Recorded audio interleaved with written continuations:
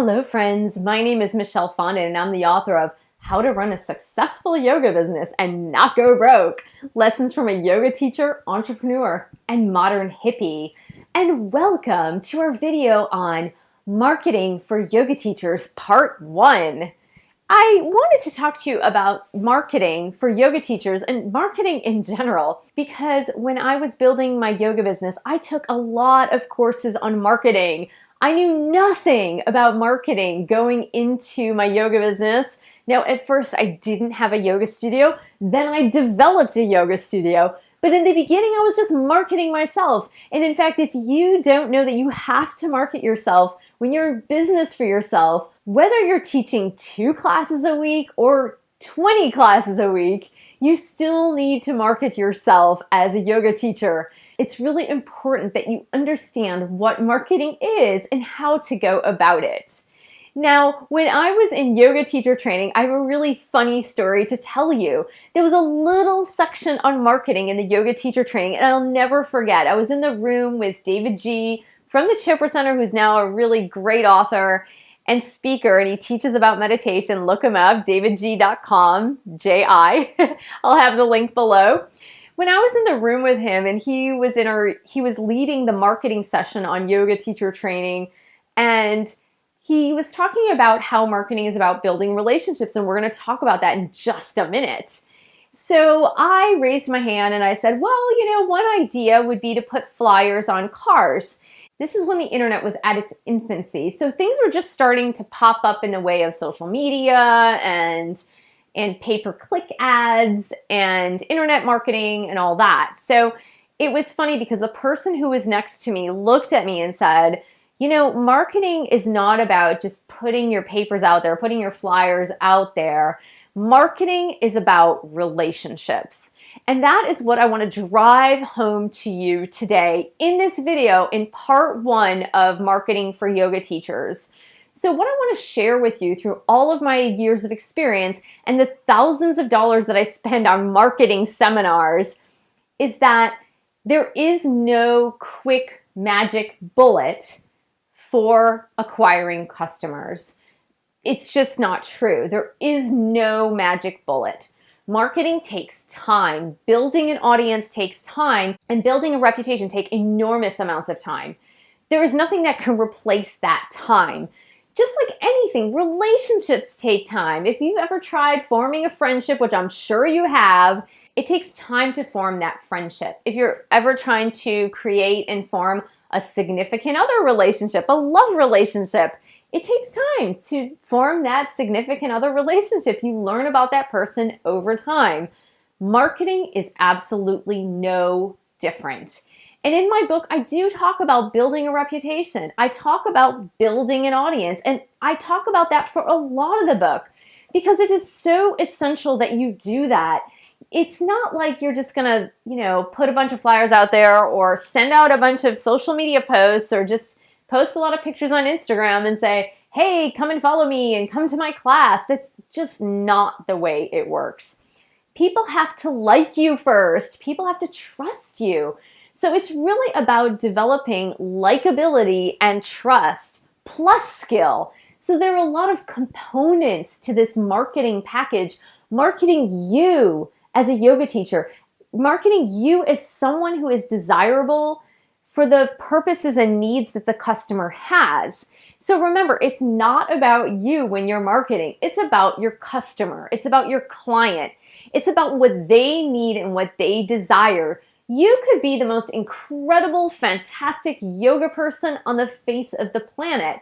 You could be flexible, sexy, beautiful, really talented at yoga. You could have years and years of experience. But if that's not what your customer needs, you're not going to get any business. It doesn't matter who you are as a person. It matters what your customer needs you to be. So you need to shift your perspective from, I need to be this, or that, which is true, but it's more about what does my customer base, what does my audience need? And of course, in my book, I have a chapter on your audience, your target market. You need to figure out who is my target market, who is my target audience, and just know who they are. So a lot of times when people go into a new business or having a new business model or understanding, especially if you're not in sales, if you're not in a traditional retail setting or where you have to really work hard to get your sales, and then you do this, you become certified to become a yoga teacher, and then you try to start a business out of it, most people just don't understand that. They just understand, well, if I spend $500 a month on Google click ads or on Facebook ads or on Instagram ads, if I just spend all this money and get a lot of clicks and get a lot of likes and get a lot of followers, it's going to equate to clients coming in. And that's just not the way it works. It just doesn't work like that. It's so much harder to acquire a customer than to keep a customer. So cherish the customers that you do have, and you know that it's going to take a lot longer to acquire those customers. People are not just going to rush into your door. That's just not the way it happens. Think about it as a mentality first. And one of my great gurus, a publicist, his name is Steve Harrison, he taught me that wooing in a customer really is a lot like dating. So you wouldn't meet a new person and instantly say to them, hey, will you marry me?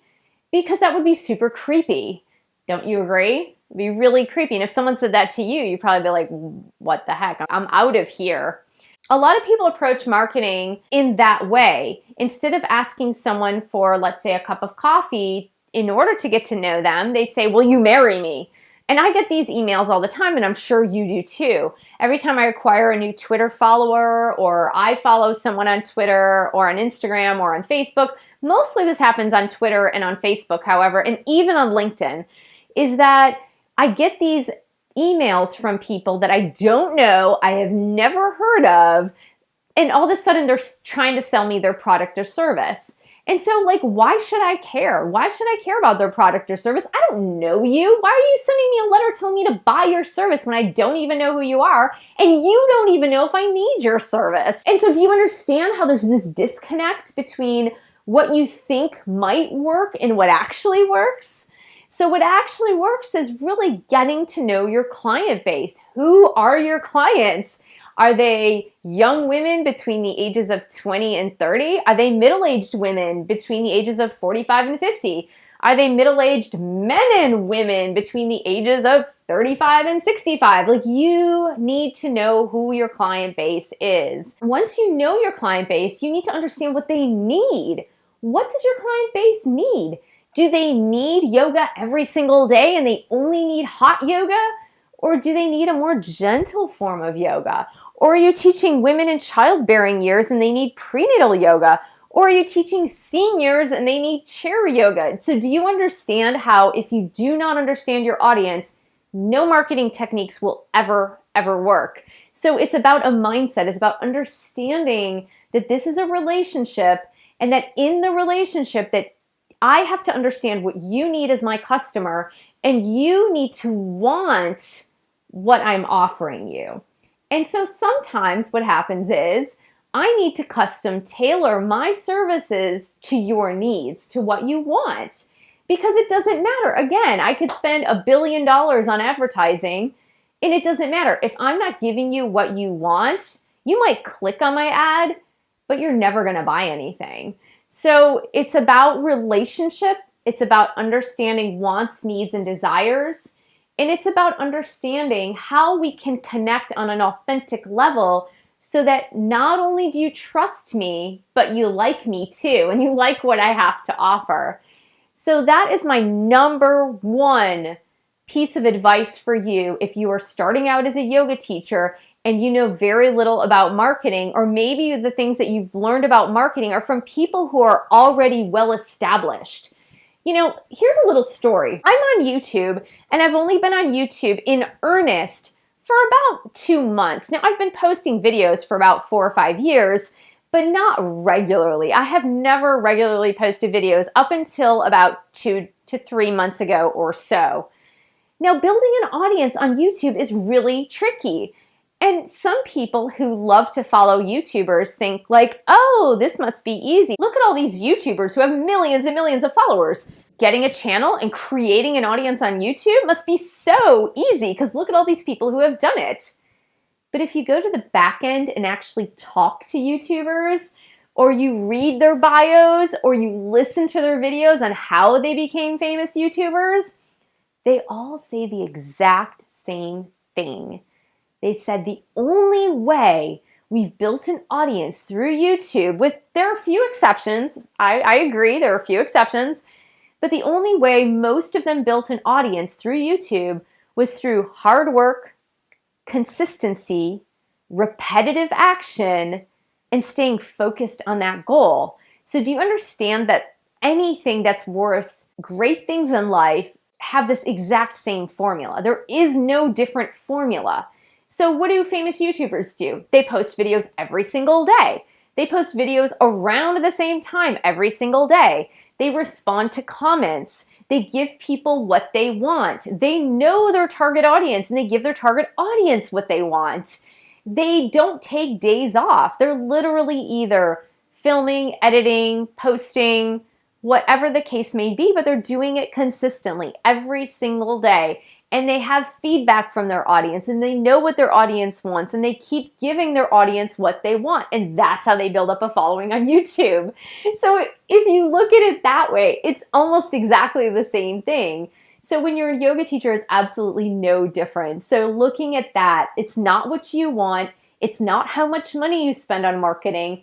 It's finding your target audience, understanding their needs and their desires, creating a trusting relationship with them, and giving them exactly what they need. Thank you so much for joining me. Please stay tuned for part 2 of Marketing for Yoga Teachers. Please subscribe to my channel below. Share this video with friends, family, and your yoga dog. Please support me on Patreon. I don't get paid for these videos. www.patreon.com/MichelleFondin. You can contribute $1 a month, $5 a month, $3 a month, whatever the value of these videos have in your life. And I will see you in the next video.